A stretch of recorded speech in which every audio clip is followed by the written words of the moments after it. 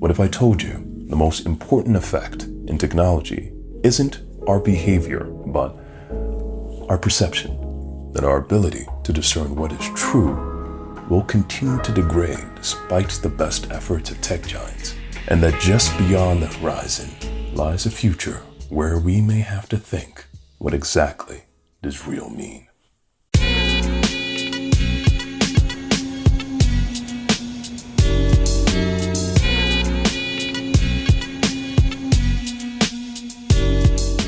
One of my favorite moments of all time comes in a 1962 film by the name of Dr. No. The moment I'm speaking of is where we, the audience, see little-known Sean Connery become the iconic 007. And the very same moment your grandmother knew that she wanted to f*** Sean Connery. I admire your luck, Mr. Bond. James Bond. Mr. Bond. 55 years after that scene was played in theaters, the following clip was played on my laptop. And, it's something. Admire your courage, Miss... French. Soviet French. I admire your luck, Mr. Now, although I would pay good money to watch Nick Cage play 007, it's not the point. The point is this. The second scene was made using a machine learning algorithm or software called TensorFlow, which is a software developed by Google.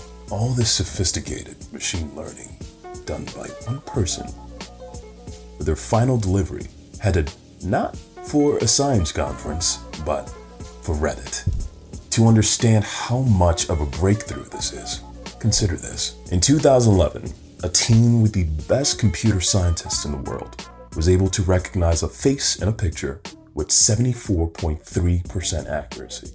The benchmark for human vision stands around 94 to 95%. The very next year, a grad student from the University of Toronto by the name of Alex Krzyzewski entered the competition and crushed the competition with an 84.1% detection rate.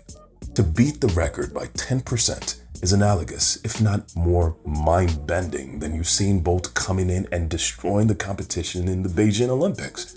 This is a big deal. Now, how did he do this? Glad you asked. Neural networks.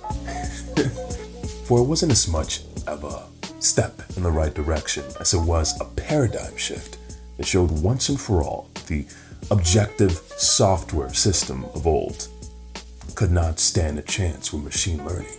And when it comes to practical, real-world problems where the definition isn't clear-cut, neural networks and the machine's ability to be trained and to learn perform at rates that we once could only dream. And if you're wondering, the team that won last year's competition did so with an accuracy rate of 97.75%. That's a rate that's better than human.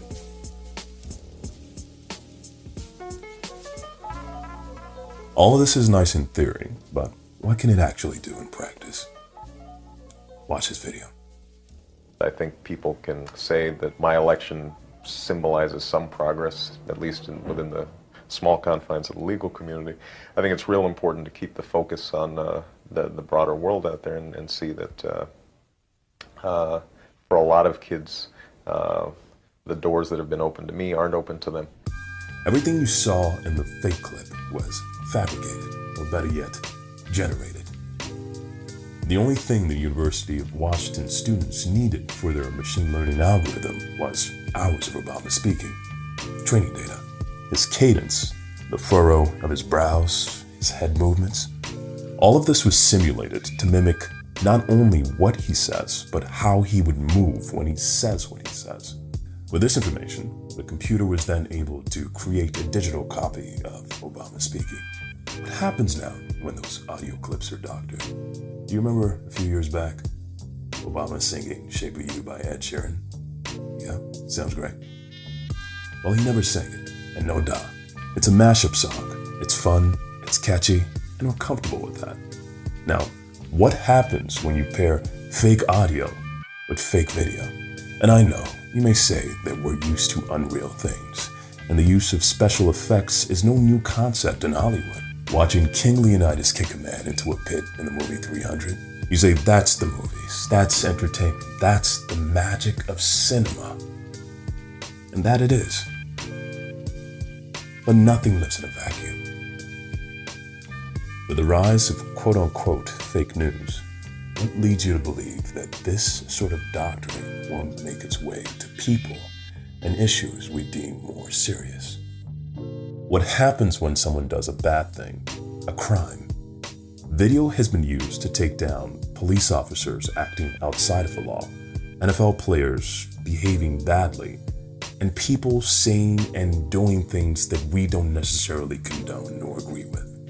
The question isn't if this technology makes its way to this population, but when. And yes, oftentimes video won't be the only piece of evidence you have in a case. And yes, it won't be the determining factor between innocence and guilt. But it would be hard to argue this point in the court of public opinion. When we see Ray Rice hitting his wife, we feel that. What happens when doubt is allowed to creep into that feeling? What happens then?